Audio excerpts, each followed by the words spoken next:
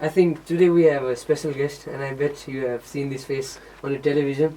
And I think he's none other than Mr. Joe Morrison. Welcome to the show. Thank you very much. Very kind of you to invite me for this little podcast.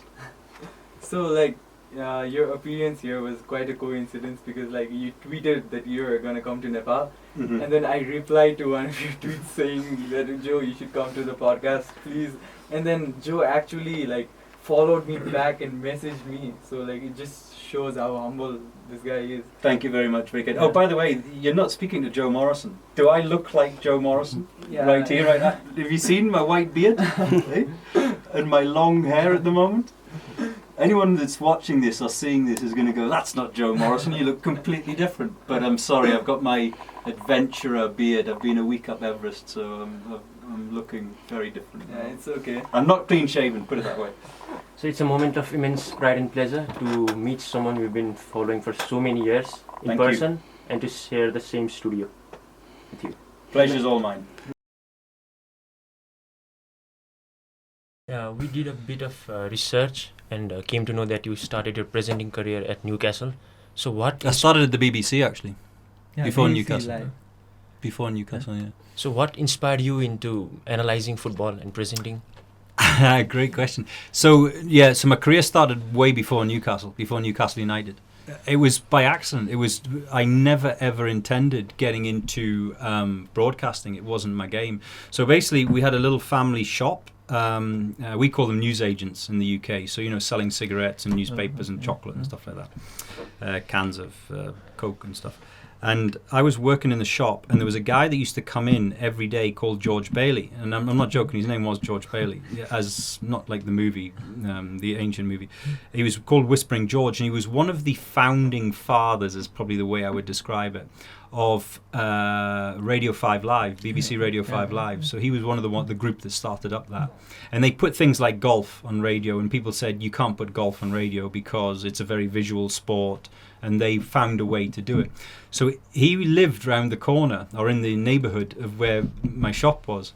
So he used to come in and get his papers every morning, and he was a really early riser. He was crack of dawn. He was in the shop just as we opened. And he would get his newspapers, and he would talk to me about sport. And over a period of time, he used to say, like, so he was working for the BBC at that time. He used to come in and he would say, like, your knowledge of sport is phenomenal. You talk great on it. You got a great voice. You should come and join the BBC as like an apprentice. And I was like, no, it's not I didn't want to do it. It wasn't my thing. I said, no, it's not me. I'm not into that kind of thing. And anyway, he just kept chipping away at me for 2 years, I think it was, until I eventually said, okay, I'll come and give it a try. And as soon as I started, they fast-tracked me through, as the youngest presenter in the station's history. They fast-tracked me very quickly, So, and you know what I can say? I can say I'm glad that I didn't come through the whole media, broadcast, journalism kind of route, because it gave me more of a human understanding,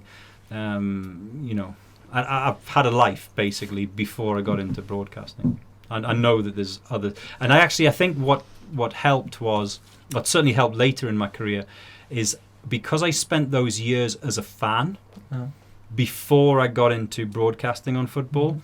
I understand more about how a fan and the audience sees it than most. If you've come through your entire career from being media journalism and then into broadcasting as a reporter, to be at a game and to report on it, then you don't have a full human understanding of what it's like on the other side. You just become like a robot, a bit too professional. So, like you said, you started your career from the BBC 5 Live. So most of us here, like we spend our time listening to commentaries from that BBC 5 Live. I think Susajan has a pretty interesting I used to story. live in the hostel, so we didn't have TV, so we used to listen it in radio. So all the football great moments, the Manchester City winning the Premier League against Manchester United, the 3-2 Aguero hat-trick, we listened it in the 5 Live. Oh, really? So I have very fond memories of the 5 Live radio, and I liked very much that. You know what? Radio went through a bit of a sort of a doldrums a few years back, but I think it's starting to come back again, radio. And I think I love radio because it allows a conversation to breathe more. The thing about television is it's tight. for time. You know, there are very strict schedules, and it's keep it tight. You know, everything's about time is precious, time is precious. So you don't have that opportunity as much to let a conversation breathe as if us guys here were sitting at home. So I have a great affection for radio, and I think probably maybe a little bit later in my career I might go back to just radio, because you can turn up on radio like I look now, you know, unshaven and scruffy, and that's what radio. You could turn up to radio in your pajamas if you wanted to, couldn't you? People here obviously know you from the great shows, Countdown to Kickoff. Great, were they great? Yeah, Yeah, it it was was great. We loved it. Yeah, so how's your experience there, and like what does that show mean to you? I have a firm belief that if you are enjoying something, it comes across in what you do. So trying to find those points of enjoyment are really important to me. Now, as a presenter, one of the things that I will not, what's the word? It is non-negotiable, is on-air chemistry. It is totally non-negotiable to me. So, and I've had, let's call them discussions, but the probably better word is arguments, with executive producers about, you know, there's always this clamour to get a big name on. Let's get a big name ex-player onto the show. Now, some big name ex-players are terrible television. They're shit television, you know. They're boring, they're dull, they're flat. They you know, energy is the most important thing on air, and it doesn't matter whether you're doing radio, podcasts, or television. You've got to have energy. You're there to entertain. And there's one thing you can say about all of the shows I've done, and you can go right back to the beginning. You might disagree with what I say. You might think he doesn't know enough. You might think I don't like his style or whatever. That's fine. I'll take all of that criticism. That's your opinion. What I will never accept about the shows that I get involved in is they lack energy. We are there. They are not dull. They are not flat. Now, you might disagree with what's happening and what's been said. That's fine. But they are not dull. And that's my job, and that's our job, and that's what's really important to me. So that comes back to the chemistry. You know, I want to have a conversation with the people on air the same way you're friends, yes? Yeah. The same way as you guys have a conversation when you're sitting at home watching the match. You argue with each other, but you don't wake up the next morning and never speak to each other again, do you? So most of your shows were broadcasted at night. So what helped you maintain those energy levels, the physical energy, the mental energy throughout the night? It's a great question, actually. I'm physically fit. Being physically fit is massively important. You've got to be physically fit, and you've got to eat well. So during the World Cup and before the World Cup last year, I went to Bhutan for a week, and I was hiking every day for about 3 hours. And I'm relatively fit anyway. I run 10K 3 times a week, box, what else do I do? Play football twice a week. So I was relatively fit doing that, but I just wanted to. Now that fitness, because you don't get an opportunity with the long shows, the 9.5-hour live shows in the group stages, you don't get an opportunity to go to the gym every day. It's really tough. It's just like sleep, prepare, research, go to the studios. So that fitness carried me through to keep that energy. So it is literally like there's a physical element to it. It's like being a player to a certain degree, you know, eating foods that are not heavy on you. All of us, our entire diet before a show is based on stuff that's not going to make you feel heavy. So heavy breads and potatoes, and you should never ever be going on air. Oh, I want to have a sleep, you know, like if I could just do a little snooze. Your energy levels should be peaking just as the show starts, you know. Totally. Great question, though. Great question. I'd like to go back to the previous question about C2K. It was a special show, but what does it mean to you, and how it was so special and popular among the fans? How does it mean to me? I thoroughly enjoyed it. I thoroughly enjoyed it because the chemistry between Budgie and Carlton was not fake. It was real. They genuinely hated each other and genuinely loved each other. Like they were like two brothers. People often tell that it is scripted, but what's your thought on that? You can't script that. Yeah. You can't. You know, you go and look at their reactions and what they did at the time, and you can't script that. You can't. You know, I'm working it with Facebook, obviously, which we'll talk more about shortly. But we have a big thing about authenticity. You know, if you're angry, be angry. If you're happy, be happy. If you're sad, be sad. It's, you know, people are trying to, and this is the kind of Instagram generation, which is you guys, by the way. They're trying to paint a picture of themselves, and this happens on air a lot. And I can see my radar with presenters. I can see it like that.